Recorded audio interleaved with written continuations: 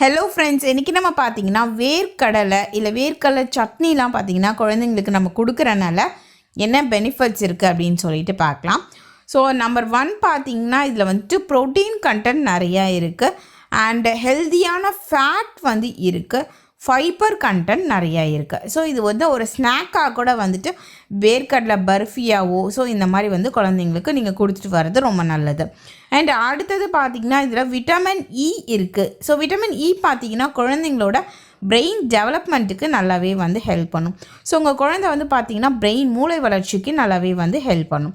And அடுத்தது பார்த்திங்கன்னா இதில் வந்து ஹெல்தியான ஃபேட் இருக்குது அண்ட் ப்ரோட்டீன் வந்து இருக்குது.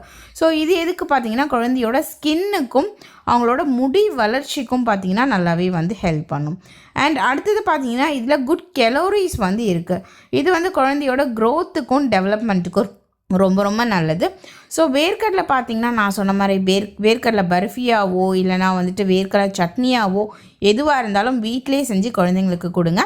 ஒரு வேளை அலர்ஜி இருக்குது அப்படின்னா வந்துட்டு கொடுக்கறத தவிர்த்துருங்க. ஸோ இது போல் வீடியோஸ் பார்க்குறதுக்கு வீடியோ லைக் பண்ணி ஃபாலோ பண்ணிக்கோங்க.